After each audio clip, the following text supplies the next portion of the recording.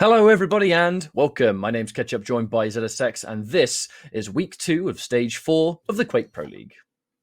How you doing, buddy? All right, actually, yeah, all things considered. And I think it's another one of our weekly shows where we've got a whole bunch of games lined up, players going head to head, competing for the all important points as we go towards the stage 4 finals. Leaderboards, they matter a great deal, even from this early stage, because we've seen time and time again how much it makes a difference, I suppose, that a player by the final stage on the final week, that one map or that one thing they could have won or lost being the game changer. Interesting to see if those early stories come through today. We have got some really good games lined up. We have, and speaking of leaderboards, it does feel that the leaderboard's shuffling around just a little bit after potentially plateauing through season 2 and early stages of season 3. So it is definitely beginning to shuffle around. We've seen Cypher launching his way up there. Spart1e's been doing well since coming back into it. Some of the challengers coming through are making their names heard again. So it's an interesting time these early weeks of stage 4.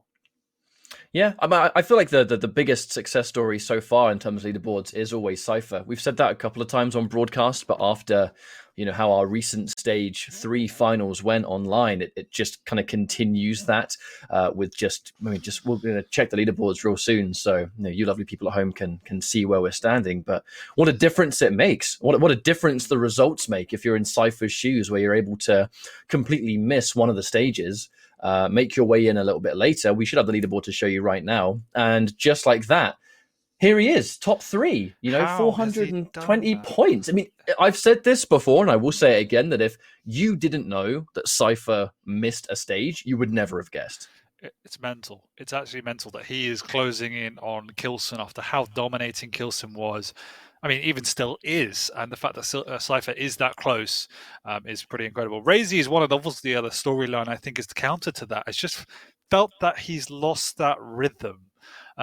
Really dominated 1 and 2 stage, and then just dropped off the map really for me in stage 3 and disappointed in the finals. So definitely needs to rekindle his form. And Dahang, likewise, has slowly dropping down the leaderboards. But Chain, quite like Cypher, has begun to make big strides and has come into his own since doing so well in Poland back in stage 2.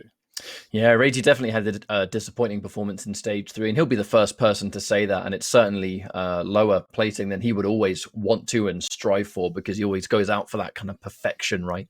It's what some of these players always push for at this level of competition. Remember, Quake Pro League, it's the best of the best coming together, the two different parts of the world clashing on a weekly basis. We have the finals at the end of the stage to see who the current champion's going to be, and we should have very, very soon the upcoming matches to run through, so you know what to expect. Our first matchup should have, let me just quickly bring this one up. Av3k versus Spart1e is our first matchup. Genic versus Zanaku. So two of the sort of like the lower end leaderboard players of the Americas. Interesting to see how that one goes. Ephelos versus Dramis. Razy versus Cooler. One of our first really kind of heavy hitting matchups of the day. Absolutely. And then going into our second phase of the day, we have Cygib versus Dewey. Wenger versus Kilson. Another incredibly strong matchup. Cypher and Base, and then finishing things up Dahang going up against Nosfer. So, as always, a bit of a mixed bag, ZSX. I'm sure you're looking. We're starting things off with that Av3k versus Spart1e matchup.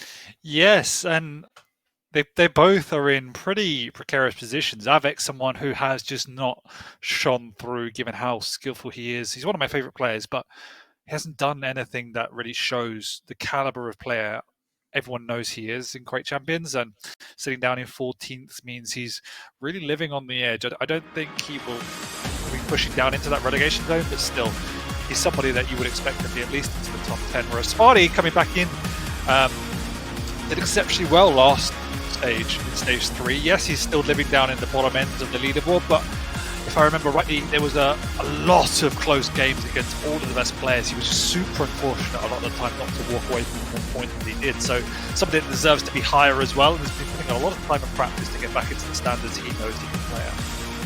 For the sake of it being the early stages of stage 4 as well, it's a great time to try and get some of those early wins under your belt, isn't it? Yeah. And Spart1e's one of those players that it has been a slow burn, and there's no doubt about it. Spart1e isn't a player that's always been in Pro League as well, and it's one of those things for him where he kind of started off incredibly slow, and then just gradually, bit by bit, he's, one stepping stone at a time, he's starting to kind of reach that form that everyone knows him for. He's one of those players that's just like, he's always on the cusp of breaking into that like top tier of players, and just he has the potential to take away maps. It's just the consistency is the one ingredient of his play that's just lacked throughout his whole career.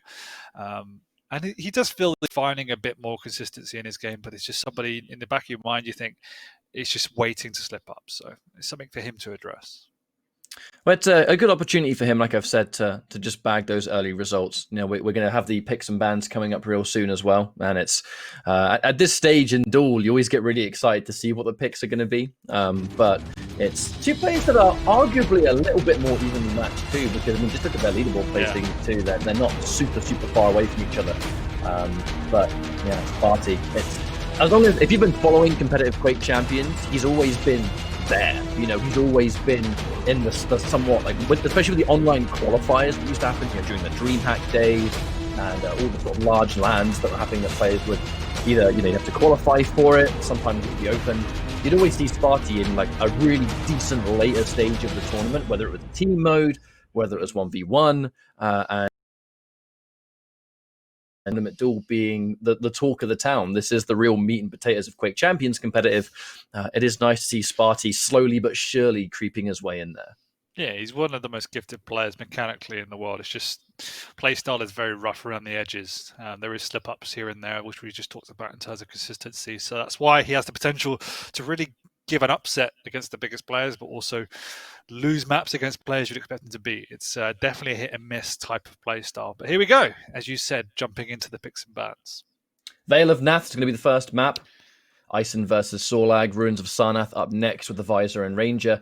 And then finally, Molten Falls, a little bit more high octane. It's going to be Anarchy versus Nyx. So we're kind of looking at these picks. Sometimes you can sit there and look for maybe some unorthodox choices. A bit of a tongue twister there. But everything here seems pretty standard. It's standard. Nothing really against the grain. No, not at all. Ison is one of Av3k's favourite champions to pick up, so he always grabs that when he can, and Nath is a good map for it. Similarly with Spart1e, the Sorlag definitely suits the way he likes to play with the aggression coming out. Jumping onto Ruins, Visor is super strong. Everyone recognises that, so it's a good pickup from Av3k, but the verticality on the map definitely favours Ranger as well. Spart1e uses the Orb very, very effectively, and then jumping onto Molten, two light champions, one with the Ghost Walk and one with the speed. So I'm liking the picks from Spart1e because he has a very all or nothing style sometimes. We talk about how he can be prone to kind of disaster striking in the later stages of some maps, but sometimes that does come down to just this very kind of gutsy decision that he makes. And some of those decisions are always look, either this is going to work or it's going to crash and burn. But if it works, it's a great kind of momentum starter. And looking at his champion picture, you've got the Ranger with the Orb, which can help those kind of big up close, right, I'm just going to go and fight this. Sorlag has the massive stack on Veil, which helps massively in Nyx. The kind of get out of jail free card nature of a Ghost Walk. All three of them kind of help that big decision style, Yeah, and when you're based on momentum, having those big ultimate, those big plays, it can come in incredibly handy. And I think we always see people stretching the boundaries of what's possible with Ranger, and Spart1e's one of those people that does like to innovate in that sense. So hoping for big plays on Ruins with the Ranger pick. Looks like we're loading into our first map. Remember, week number 2, stage 4, Quake Pro League. Spart1e versus Av3k, the first match of the day. And looks like we should be in the warm-up. So in a split second, if I were to put you on the spot to the text and ask you for a prediction, how would you call this one? My gut says Av3k, but if we're looking at recent form and the way everyone's been playing, I think I'm going to give this one to Spart1e 2-1. I think it's safe to assume there's a 2-1 as well. I'd be inclined to agree. But we should be loading in real soon. I always get excited seeing a Sorlag on a Veil because it's just the meta of the heavy champions, isn't it? Where if you go on this map, that respawning stack, it matters a lot more on this map than it does in some of the others because, you can spawn near just a decent weapon. Okay, I've got a decent amount of armor. I've got health. Let's go. Let's fight again. I think the one thing people generally we haven't talked about a lot with Sorlag on this map is the speed through those teleporters. They're both based around major items, so if you're going to snatch away the heavy or snatch away the mega, you can just rocket jump through, use that speed to mitigate all the damage. It's an incredibly valuable tool coming through. But we do start slow and steady with Spart1e with that Sorlag Ison for Av3k. I'll be checking this out from Spart1e's point of view first. Looks like we're going to open up things with a couple of rails. But Spart1e's in a great position towards the Mega, so that's going to be his next objective. Acid Spit's ready to go. And the Spit's used to deny. And Spart1e's positioning quite favourable. Doesn't quite manage to grab the Heavy. They are going to go for a little bit of a swap potentially here. That is going to be the teleporter being used. Spart1e's going to have perfect timing on that now, both items. But now he's actually looking to spring somewhat of a trap, perhaps. Listening out for some of that information. And from this stage, yeah, 5 seconds. Acid Spit's going to come back. He's got all the weapons that he needs. This is an opportunity to fight if he wants to. But playing it safe and slow at the start, I like it. Av3k does have positioning up on the high ground. The items are barely split, so more than likely willing to trade. But Av3k, realizing he has that positional advantage, is waiting to listen to where Spart1e is. Spart1e does have the low ground though, and Av3k, taking a bit of tick damage, does decide to move away. Doesn't do any damage either. Ooh, rail for his troubles as well. That's a nice little rail to undo some of that hard work the Mega builds up. I like Spart1e's choice to use the Acid Spit, force Av3k towards near where Mega is. It's a very obvious kind of retreating point, so he already had the rail angle lined up and ready to go. But from this point, it's how do we fight for control back? Actually, the angle was there. Av3k had somewhat of an edge on him there, but the rail didn't quite hit the mark it was looking for. But he's playing very slow. I thought when Av3k missed that rail, he could have charged him, and that's incredible much damage coming from Av3k. He knows he can push in here. Spart1e will take the Mega, but if he can get out alive, he's done extremely well. That rail will save some time. Av3k deciding not to push in. And yeah, amazing shot from Spart1e, and he does get out for now. And he definitely comes out better from that final rail that didn't connect as well. I guess the cherry on top is that there were plenty of hourglasses to get that cooldown off on the Acid Spit. Unfortunately, they're going to trade a little bit of damage there. Spart1e can do it. And he's going to push forward. Very brave. Very brave for Spart1e to challenge that. Unfortunately for him, it doesn't quite work out. But it could be worse. He's born right near the Heavy, so he's going to be able to at least keep that split of the items on deck.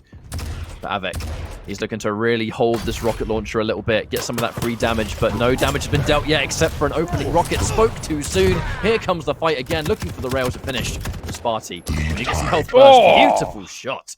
He's going to make it a 1-1. I like that choice from Spart1e. Av3k was kind of positioning himself near rocket just to try and shut down the weapon a little bit, but oh dear. Right near the teleporter, he's safe. And with the Mega to spawn, this was a great opportunity for Spart1e to just steal control back. Yeah, you can see what Spart1e did there as well, that he realised that if he held his position, he would force Av3k to spawn down on the rail area, which means he could pick up both major items. So, such a small but really important thing is Av3k goes way too aggressive onto that light armor without any weaponry. Potentially thinking Spart1e lower than he is. It is sometimes difficult to discern how stacked your opponents are when they are heavies, because it's just an unusually large stack coming out, and Av3k does get the sustained pressure to get that frag back to back. Thankfully, the turret, it's not just, ooh, that LG choice. I love the choice of the LG just to push Spart1e away from the item. No chance in hell that he was going to pick that one up. And now, in a dire position, yeah, the objective there, you know you're going to die, trying to do as much damage as you can because there's no way out. But an opportunity for Av3k now to come back.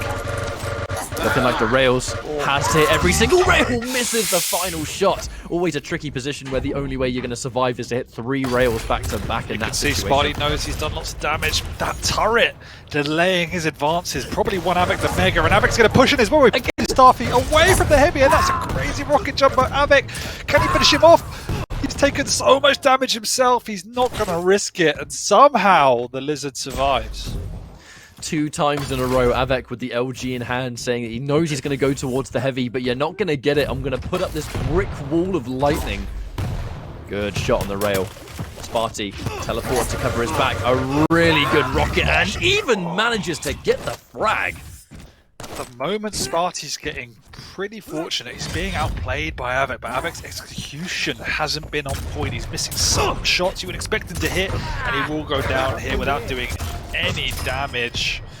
The second that mid-air landed, it was pretty much all over. Av3k fresh off the spawn, didn't have a huge amount to work with there. But now Spart1e, a little bit eager to go through the teleporter, so he's going to concede some chunky damage. Plenty of light health to retreat to, but with the Mega in play. It actually looks like Av3k, he is using this opportunity to be really aggressive in the SSG, but how much damage does Av3k take in the exchange? Then Spart1e, he's just soaked up a whole bunch of those light pickups. So if Spart1e gets a good weapon now, it's actually kind of possible that maybe he can try and re-establish himself a little bit. Heavy's going to be his. Now looking for the shot. Good shot on the rail to open things up here. Yeah, we're seeing the power of the heavy champion come out on this map already. The fact that Spart1e is doing an incredible amount of damage, even when he dies, it means he can just keep that pressure off the spawn. Even without weapons, you can see that sustained pressure. Av3k's under, forced to hit so many shots. Spart1e was able to hit at least one of those rails in that confrontation, but Av3k dangerous because there's no armor here. Good choice to use the SSG in the situation, and it has forced Av3k to retreat. Is he going to be on borrowed time? The rail, it misses, and that is going to at least keep him alive for a split second to deny that Mega. Spart1e's been walking around without a rocket launcher for good over a minute. Av3k not able to punish that because the sustained rails coming out from Spart1e.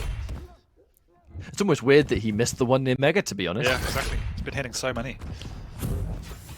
60% coming out from Spart1e at the moment. But now high ground in control again, but not just the high ground, but the items. The heavy goes to him another time, and the combo, not the largest damage in the world, but it's all about the tick over time, and Av3k cannot fight, and he's pushed into the pit from hell. No one likes getting caught there. And he's going to go down again, making it 7-5. Spart1e looking really good here. An opportunity to keep this momentum going. Yeah, goes in for another opening rail, doesn't quite hit its mark though. This is a really, really crucial fight for Av3k. Spart1e is stacked at the brim, and Av3k hasn't got anything to work with, but that damage from above is so painful. He does a lot, but not enough just yet, as he is railable. Got to be careful, but he knows he needs to keep pressure on Spart1e. He's on the low ground, and Spart1e pushes through and eats so much tri-bolt. Misses the rail shot. Likely to be a death sentence here. We are going to try and combo some of that damage together with the spit, but it's not going to be enough. Av3k knows the time is now to put on that aggression, lay it on thick, especially with a couple of rails missing their mark. Spart1e, you know, he spawns near rails. All he can do, really. You know, he has no other weapons to work with, but okay, and heavy. Just like that. Heavy champs coming through again. Look at that stack. That last minute is just a sign of how great of a player Av3k is. He had nothing to work with, but he knew how important that play was. The fact that if Spart1e got those items for free, which it would have been very easy to do if Av3k backed off, he would have been a world of pain, but making that high ground position count, and once again forcing his way onto the Mega. Av3k's kept himself in this game, and Spart1e has nothing to work with at the moment. And there was no way he could fight for the items either. Nice. Av3k gets a frag at the perfect time. Heavies may have good stack fresh off spawn, but with Av3k having stack like that and hitting rails to open, this is his opportunity. He knows the heavy machine gun, it's likely to be all he has. We can be really aggressive here, but we still have to be careful. Av3k takes a ton of damage. But at last, 8 minutes in, he also knows that Spart1e's not going to cop. He knows Spart1e knows how much damage he's done. He can't go in, and that's why Av3k holds strong in that position, uses that rail advantage, keeps Spart1e away. Excellent play from the pole. He does go in, but the execution once again isn't great, but Spart1e's isn't either, and this time Av3k does pick up a good frag. 3 frag lead, minute and a half to go. That rail stalls some momentum. Av3k's making all the right choices. Av3k throwing that turret down near Rocket was such a sick choice as well. Just knowing that Spart1e fresh off the spawn, had done tons of damage. All he needs is a rocket launcher, right? Wrong. Here comes the turret to dish out so much damage in the 2v1. The read and the play from Av3k. Nice. That's establishing presence. What a great sequence there from Av3k, who's just like that. I mean, he's been fighting well all the way through and stealing a lead away at the last minute. I think it's impressive stuff, but here comes a fight again. Spart1e on a tiny map, you can say never, but now I'm going to say never because that's an even larger lead for Av3k. Yeah, There's just too much work. It took a while for Av3k to get into the game. It felt that he was making all the right choices, just not being able to execute fully for the first kind of 4 or 5 minutes, and then suddenly he got that opening after being downtrodden up the high ground with the tri-bolt, and ever since then he never looked back.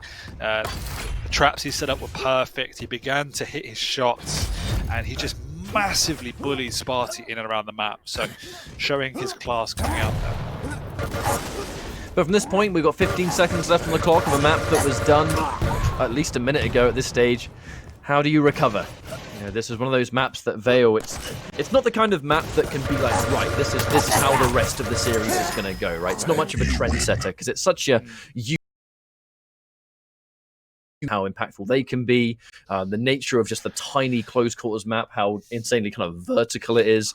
But what we can definitely agree on is that Av3k played that damn well. And the second his execution started to get better, I mean, that was a done deal.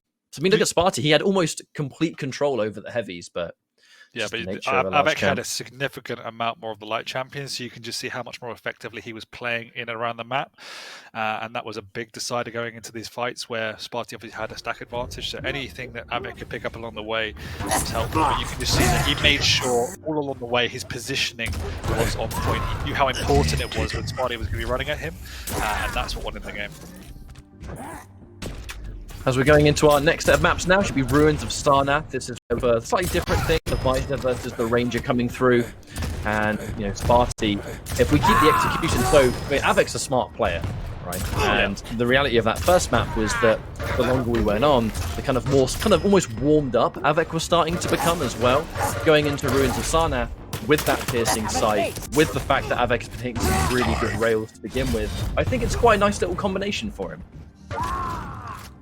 No, for sure. I think Av3k can take away a lot of confidence from that. I think it's definitely one of his favourite maps and favourite champions, so one would expect him to put in a good result there. I think he'll find it a bit harder now going up against the Ranger, but the way Av3k was playing positionally, Visor's piercing sight will definitely lend himself to that. And you almost have to think, you know, Spart1e, very combat-heavy player. The Orb, I love watching the Orb because it's all about just, you know, how much of a, I guess, like a tide turner the Orb can be, where it's, you know, I feel like this fight's not going to work out. Bam! There comes the Orb out of nowhere, and now just like that, I think I blinked, and now my opponent's gone, and somehow I've got this really important item, or whatever it might be. And Range is good at bullying those points too. Like it can be so scary to challenge one of those items when there's a Ranger about, because you know, all it takes is that one kind of two-piece combo, whether it's a rocket into an orb, whether it's an opening rail into an orb, finishing it with a rocket, whatever it is. It's a very scary thing to try and challenge for him, even with that kind of added knowledge. So we'll see how the start of this map goes. We have loaded in, so moments away from getting started. Yep, and you're right. The orb presents so much utility, and there's such strong choke points to protect on this map, and the orb just allows you to bust through those defenses. So it is a very scary time to go up against a Ranger. So Av3k was able to inch out that first map within the last couple of minutes. Looking a little bit stronger so far, but we've got 2 more maps to get through. Sounds like the Mega's going to be taken. I'll be checking things out from Spart1e's POV. Looks like you lovely people can see Av3k, so nice little double. That was a nice little rocket to start things off, and Spart1e's going through the teleporter anyway. Quite risky business there with Av3k doing so much of that opening damage, but plenty of lights to go around and take at least. Small things like that Spart1e needs to address, like unnecessary pushes. It was obvious that Av3k was going to be through there, so he took 50-60 damage unnecessarily, which puts him incredibly on the back foot now, because Av3k can push on through. Nice rail!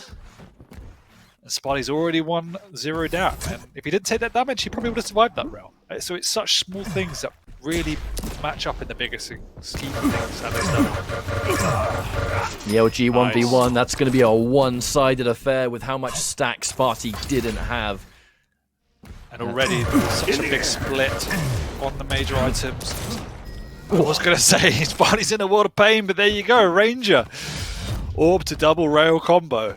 But the thing about Spart1e is that he's not a player that's ever kind of afraid of making those choices. That was a really cute opening in the second rail. I was just about to say, Spart1e is not a player that shies away from those big plays, and that's why we can say, you know, sometimes it can be a blessing and a curse, but in these 2 instances, he knows what his tools are, and he knows how much damage he can distribute. He just needs to believe in his execution, and I mean, look at these 2 frags. You think that Av3k has that established control. You know, you almost worry about Spart1e, and he rudely reminds you why. Maybe you shouldn't. You know, maybe we shouldn't doubt him a little bit, but Av3k, misses the 2 rails though. Av3k lives to fight another day. And he shuts down the lights almost immediately. Ranger doesn't have to worry so much about rocket jumping thanks to his passive, less self-damage. Av3k, I mean, he's getting a lot of information here, but it's not information that's going to save his skin necessarily. That's a great little rocket to open things up. Dangerous that Av3k so low on armor in general. Spart1e, he's been missing a lot of shots. But what Spart1e's doing a good job of ensuring is that Av3k isn't getting in the rail. Spart1e's making sure he has strong position on that side of the map, and so yes, Av3k's surviving at the moment. He's dealing some good damage, but he's got no items, he's got no weapons to work with, so he's actually no threat to Spart1e. Because of that, he has won himself 3 major items. Av3k slowly worked his way around now to pick up those very much needed weapons. But he's still on the outskirts of the map.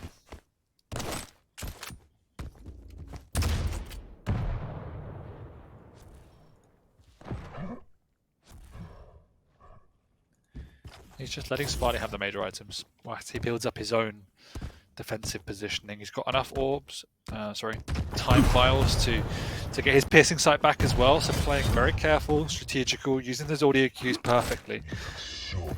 And now he's won himself position for the Mega and he want to defend this. We just heard it, Spart1e piercing sight activated, but now he knows that it's likely to be running out, so we can start to push a little bit safer. Looks like Av3k's going to be in position towards Mega all the same. The 2-piece combo again. Has to make sure he's hitting all these rockets. I feel like that miss is going to be punishing right here. Oh, tri-bolt! But that just shows 2 things. I mean, one, we talked about how there's such strong defensive positions and the orb can get you in, but here we go, Spart1e's going to push in really aggressively, and he does manage to get Av3k. Av3k prepared for that. After spending 90 seconds working and manipulating the map to win himself control, that could just happen in an instant. That's the power of Spart1e's mechanical skill, but an overcommittal there with the rail, no rockets to work with. Av3k realizing that. Good map awareness from the pole. I think both these players are doing a wonderful job of playing fresh off the spawn on this map. It's kind of hard to feel like someone's establishing just constant dominant control. You know, it's only been 4 minutes and they've traded leads so many times. This should be another opportunity though for Av3k to score another frag. Spart1e, I mean, it would have been a full-on Christmas miracle if he survived that one. Oh, and Av3k's hitting all the shots at the moment. Not a bad amount of damage distributed by Spart1e all the same. Av3k was able to, like you said, hit all the shots that he needs to, though. And he gets another good call out. Has he got time? You know, maybe he was half looking to teleport towards the orb, maybe. He shut down the heavy. So Av3k, at the very least, getting that immense amount of armor back is going to be easier said than done. And there's still plenty of this map left to go for Spart1e to make something happen. But he's looking for the rail. He knows he has the position ready. And a great choice from Av3k. Just holding that rail because he knows that he's likely to pick it up, and he does. And the damage that comes from it. Yeah, and Spart1e's aggression off the spawn is now not paying off. A couple of needless frags. He's going to steal away the heavy. It will give away his life in return, most likely, but damage coming out there from Swede. Sarah. Almost looked a little. It almost looked a little bit like that dire orb was a fake out, like popping it a little bit early. Yeah, I'm not sure what that was. Yeah, if I'm honest. It was either he changed his mind halfway. I mean, I think he changed his mind. Av3k was dead, right? So realistically, he's probably not going to hear the orb there, but he was holding a rail angle down there anyway. So it looked like that next level enter the matrix decision. I think he just changed his mind. Map's turned a bit chaotic. Someone needs to really take control of this and just play the items now, because a lot of rushing off the spawns. So it's Av3k's time to sled on the pace, but Spart1e knows where he is. Av3k, can he get out? Always tricky being stuck here on ruins. Nowhere to run and nowhere to hide, especially someone like Visor. I mean, he hasn't got any mobility behind his belt.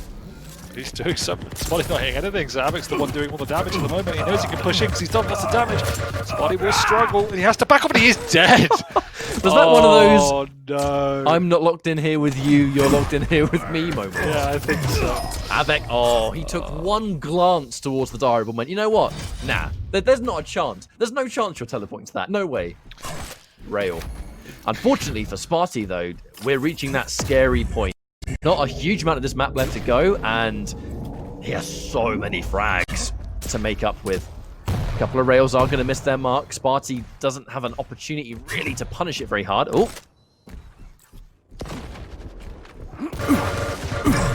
He's forced to take these overly aggressive maneuvers, and they're not paying off as Av3k knows what's up at the moment.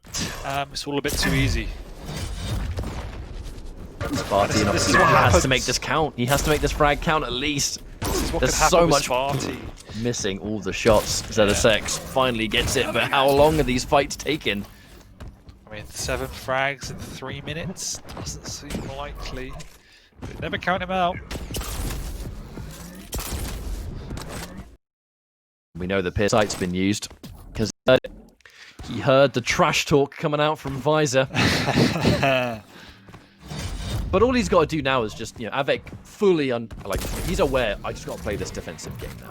Exactly. So he's holding these teleporters. He's looking for the angles. You can already see the shift in game plan, where he's almost immediately going to places on the map that we haven't seen Av3k ever go. And now he's hitting all the rails. He knows he can be aggressive. Spart1e, he's going to get the mega, but he's got no armor, so this is still an opportunity to take a good fight. But look at the fact that there's no frags coming through. Av3k is going to get a frag there, but it just took too long. It takes too long. Av3k doesn't even want the frag. He just wants to prolong the inevitable. And now he's in a great position to basically take this map. Yeah, let's just say you can see him just, not hitting anything there, but just toying with Spart1e, playing choke points, playing easy positions to defend, and Spart1e's just forced to run into him if he wants a chance when, yeah, there isn't a chance now. Very, very slim chance before. A lot of questionable decisions in the early game with Spart1e, and that's just the way he plays.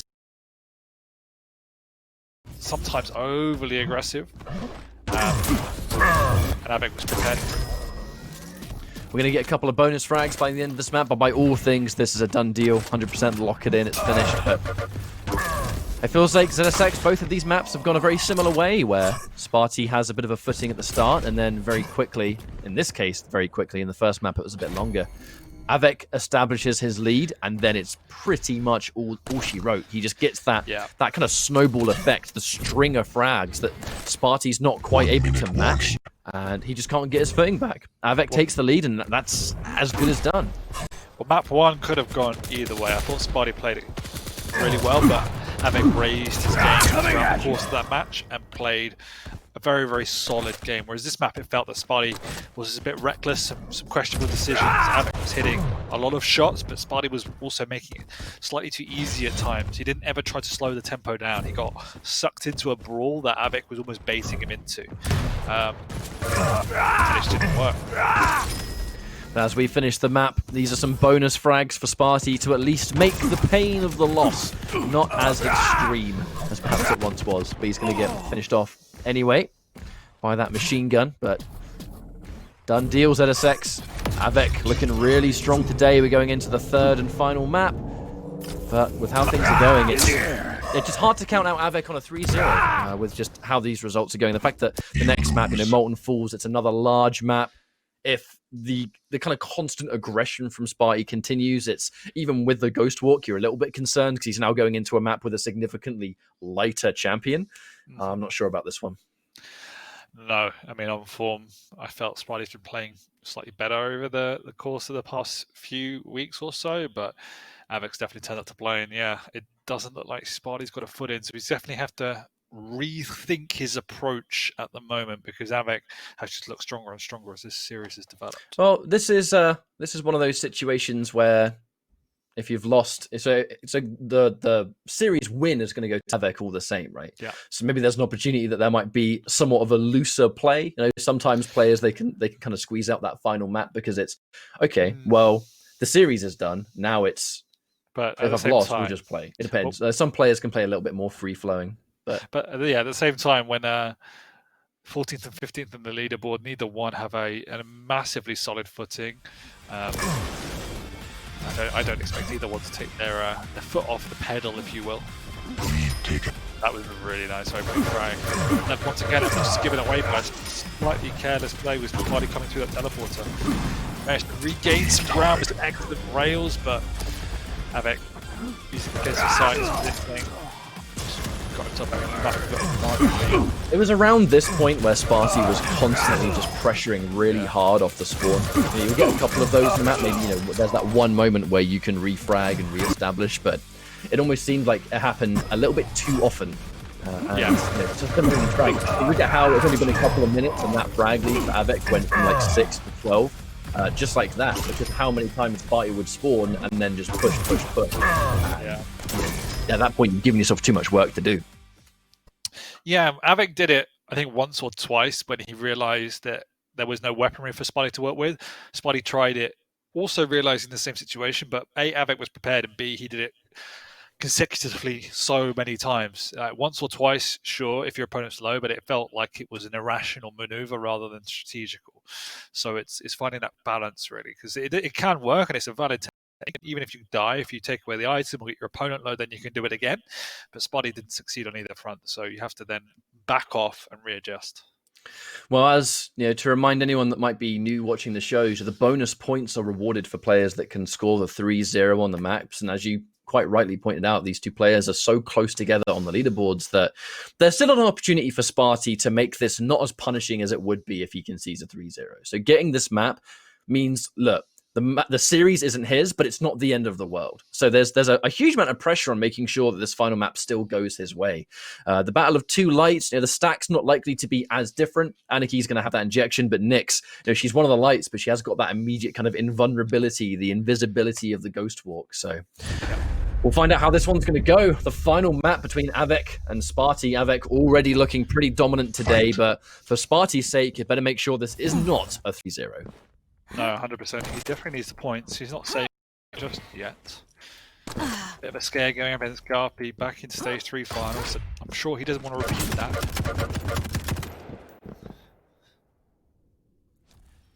Almost immediately, the fight breaks out, but there's a significant divide in where the weapons spawn on Molten Fall. So it does take you a little bit longer to get armored up. Right now, Spart1e's only got a heavy machine gun and a rocket, so although he has access to range damage, it's not going to be as significant as a rail would be. And as I even finished saying that sentence, Av3k's able to score that first blood of damage, I suppose. Both items have spawned, but Spart1e's playing it very carefully. Listening out for the heavy first. Now he's got timing and we can start a little bit, but a little bit more of a delay. But we can see Av3k putting a significant emphasis on protecting that rail. Spart1e also delayed the Mega quite considerably. I'm sure Av3k realizes that, considering how Spart1e was still standing around that area. So whilst he won't have timing, he's summing up. Does drop onto Spart1e, easiest frag he will ever have. Yeah, before he can even finish swapping weapons and think about Ghost Walk, he gets caught during the swap. Telefrag? Oh, hang on. Does hit the damage, but he has nothing to work with. He can't follow up. If he had any other weapon, perhaps that would have been a different story. But now he's trying to fight for the Mega. Making your presence known when you've only got 26 HP is certainly easier said than done. And another free frag for Av3k. Spart1e, I mean, he's trying to play this incredibly strategically. He's looking for that one moment, the kind of hit and run perhaps. But both times it's kind of just fallen flat on its face. It's high risk, low reward. Even if he hits that, yes, Av3k is a light champion and it hurts a lot, but when you don't have anything to work with and you're a light champion yourself, you're just dead. So I'm not entirely sure what the thought process is from Spart1e, because there's no real follow-up from that. It's not like he's a Sorlag and if he dies, he spawns with a huge stack. He's a Nyx, and without a Ghost Walk, he's just vulnerable. He's also been going in at some very unusual times because of his weapons, or lack of in this case. Almost 3 separate fights that have broken out that have resulted in a loss. That was a really nice SSG. I was going to say that in the last frags he's conceded, he's not really had the right weapon for the job either. Because he just hasn't had it, but here comes the Mega now, and Spart1e, just like that. And we're talking about how kind of concerned we are. Spart1e's been making some decisions that really haven't worked out, but now, look at the stack difference. And he's got a Ghost Walk, he's got every single weapon. In the blink of an eye, he's in a position now to really make something happen, but Av3k, fair to assume he's going to have pretty much every weapon locked and loaded. The light's going to be in his favor. Understandably, Spart1e's going to hear that one. Yeah, it's all about Mega next. Trying to use those audio cues. He also has the speed advantage to get away, so just wants to play the distance game against Spart1e. Doesn't want to get to any rail duels, but wants to try and hit some damage like that. 2 great back-to-back rails. Knows that having taken one himself, he's a little bit vulnerable, but can catch Spart1e up on this jump pad. Spart1e will have to force up the Ghost Walk if he wants to survive. Oh, he gets the rocket at the last minute. He was holding that rail angle, but he changes his mind knowing that Av3k, he's going to spawn LG side. So it's fair to assume he's going to have that ready. And the rocket fight. Use of the Ghost Walk. Av3k, run for your life. Nice. Run for your life, mate. 3-3. Yeah, very good fight there from Spart1e. And he's in a perfect position. Maybe trying to bait it out. Being aggressive, trying to get some of that opening damage, and if he takes it, he can back up and get the Mega anyway. Exactly, yeah. Really nice play from Spart1e. Av3k holding his choke points well at the moment, but hasn't got enough to work with. Should have tried to back away. Didn't get his injection off on time either. I'm loving how efficiently Spart1e's using the... It's almost been exclusively the Mega. How he's been using the Mega almost against Av3k, where Av3k's... He's made his presence known around the system, but not before Spart1e's there first, who just springs the fight, but he's always in a better position to take it. Even right here, unfortunately, not quite able to finish it as fast as he probably would have wanted to, but he still manages to get the frag. And again, he was in a better position for when Mega spawn, and he knows how much damage he can distribute. Av3k, watch out, mate. This should be another free frag. Av3k cannot sit around and hold that one. He's got the speed though, and this is the thing. Spart1e is incredibly scary in control. He's got perfect timing. We've seen his aim coming through, and when he's playing careful and strategic like this, he is exceptionally hard to bully. And Av3k, without the stack to fall back on, also needs to play as careful as he did in map 1. So at the moment, it's not been working out. Spart1e's doing a great job of bullying around the map. What can Av3k do now is pick up a little bit of 5-minute warning. I did like that position from Spart1e, just in case Av3k was going to try and kind of like reactively punish that missed rail. This was a beautiful fight. Spart1e looking good right now, 7-3. I've been really enjoying these shotgun switches. 100%. Especially on a light, it's satisfying. Yeah, and it's one of those things where if he doesn't use a shotgun and uses another weapon that has less effective damage from range, Av3k could get away. He's got that speed. Yeah, going for a telefrag on an agile target. Pretty tricky task, nice. But Spart1e, the confidence. Springing the attack again. It's backing off. Opening damage for the tri-bolt. Not a huge amount, but that one certainly didn't tickle. Prioritizing the light, the play! Again, Spart1e. It feels like every single time he expects Av3k to go for one of these items, he's right every single time. Absolutely. He's playing really well this map. A lot more calculated than we saw, particularly on the last map. Nice use the Ghost Walker. I think Av3k did hear that though, so wants to run away, realizes it as well, turns to try and defend in the doorway. Does a little bit of damage, but not enough.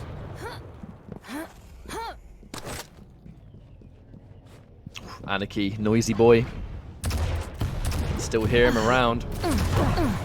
Some opening rocket damage, but a great angle there from Av3k actually. The second you hold that high ground, those rails and some of those rockets, they become so much harder to land. Yeah, but that was really the first time in the last 3 or 4 minutes where Spart1e hadn't done a job of securing the item. So he had to take the riskier position on the low ground prior to it spawning, and Av3k abused that fact. So the first slip up, and Av3k makes it count. Aggressive Ghost Walk. Very early though. He hopes to catch Av3k down on this light armor, but not successful. Spart1e still with the SSG out. Some ranged LG knows he's going to be able to pick that one up. Now what's the play going to be? To retreat? The retreat of nails? He's also won himself the heavy. Don't think he knows it's up. Back onto it now. But once more, it's not an immediate take. He specifically waits for Av3k to be around first, tries to get some delays, can't get the damage on the SSG that I think he was hoping for there. But he knows that Av3k, he's quite tender. Question is, what's around the map that he's able to pick up? Even after that light got picked up, he's only just got himself up to what's basically a full HP, but armor, the next objective. And we can see but when now you're a light champion off the spawn, even if you know your opponent's low, I guess first he didn't fully know if Av3k had his injection up, and secondly, if you don't execute well, you're dead yourself because you have nothing to work with. So not seeing as much aggression coming out, and Spart1e's playing the light champion matchup very well so far. He's caught Av3k here, should be a frag, but happy with the progress he's made so far. Av3k forced him with only 2 minutes to go, tries to catch Spart1e off guard, but Spart1e is ready for the double back. Especially with the LG in hand, likely he's going to be jumping around, and makes the LG much easier to hit. Oh no! Ouch. First one of the Very day. much ouch. I feel like it wouldn't be a Quake Pro League broadcast if we didn't see at least one Molten Falls ring out. You get one a day. Oh, bring the trap. Av3k, pretty weak actually. Has to be really careful here. The defensive rail's going to be a good start, but he needs more. Okay, hits a second shot on Spart1e. I mean, and this map isn't over by any means. There's not much of it left, but maybe I spoke too soon because look at how many items there are. Commentator's curse, my dude. It is very much over now. With 1 minute to go, there is no chance that Av3k can get 5 frags back, particularly with the way Spart1e's been playing. And this wasn't the case, as you rightly said, where Av3k kind of switched off. It was definitely a much cleaner match by Spart1e than we saw on the previous. There was just less of that. It always feels weird saying that because of how many opportunities, like now, he is springing these traps, but there is distinctly less aggression, like the constant aggression that Spart1e was putting on. There's much more waiting for Av3k, listening out for Av3k, and taking a fight on his terms too. How many fights was Av3k forcing onto Spart1e that Spart1e was a little uncomfortable in? Feels like the complete opposite of that has happened throughout Molten. It's like the two sides of Spart1e's personality. Just one game he turns up and just runs at you, and another game he turns up and plays a perfectly balanced game of Quake, where he looks really, really exceptional. So it's definitely a curse with the way in which he plays sometimes. And this is why we say how inconsistent he is, because this matchup he looks very, very strong. Last matchup he looked mediocre. One of those things where if this was the first map of the day and it played like this, would probably be almost completely flipping what we were saying. We're saying, oh, Spart1e looks very, very good today. Exactly, right? But unfortunately, he does only take one of the 3. Av3k walks away with the 2-1 overall victory on points. Fully deserved, I thought, particularly in map 1, he played exceptionally well. He was under a lot of pressure and made all the right choices. Map 2, pretty methodical. He understood Spart1e's game and just let Spart1e play it, essentially. And the final map, Spart1e had control really pretty much from start to finish. Yeah, I spent pretty much that entire map watching it through Spart1e's POV, and it's just... how many times did we watch him play around Mega, where he was just so tactically using it? And you don't see that every day. With almost every single frag comes down to kind of a similar turn of events where he knows he has the equipment ready to go. He's confident in his ability to just get that combat on deck when the time comes.